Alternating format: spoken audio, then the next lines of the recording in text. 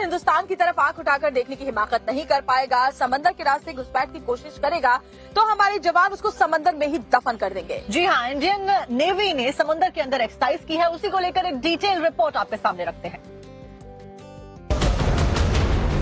समंदर में हिंद की दहाड़ देख दुश्मनों के थर थर कांपे पांव। हिंदुस्तान के जल योद्धा समंदर के सीने को चीरते हुए आगे बढ़ रहे हैं, तो वहीं कुछ जवान लक्ष्य पर टकटकी लगाए हुए ट्रिगर दबा के दुश्मन का काम तमाम।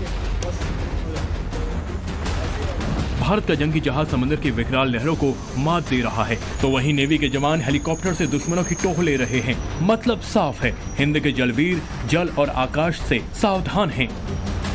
वो किसी के हमले और खतरे को नाकाम करने के लिए तैयार हैं। जो भी हिंदुस्तान की तरफ आंख उठाकर देखेगा या हिंदुस्तान की जल सीमा में घुसपैठ की हिमाकत करेगा, हमारे योद्धा उसको समंदर में दफन कर देंगे। तस्वीरें केरल के कोच्चि की हैं, जहां नेवी के जवानों ने एक्सरसाइज की। किसी भी आपदा या संभावित हमले से कैसे निपटा जाए, इसको लेकर नेवी के जवानों ने एक्सरसाइज की। इस एक्सरसाइज के दौरान छोटे छोटे बोट का प्रयोग किया गया, जहां नेवी के जवान बोट में सवार होकर समंदर में दहाड़ मारते हुए नजर आए। समंदर में डूबते हुए किसी शख्स को कैसे बचाया जाए, इसको लेकर भी जवानों की ट्रेनिंग दी गई।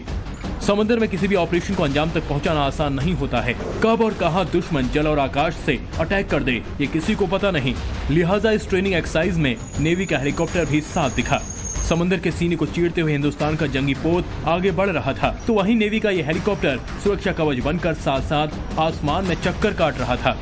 इस दौरान दक्षिणी नौसेना कमान के चीफ ऑफ स्टाफ एडमिरल उपल कुंडू भी मौजूद थे। कुंडू ने जवानों की हौसला अफजाई की।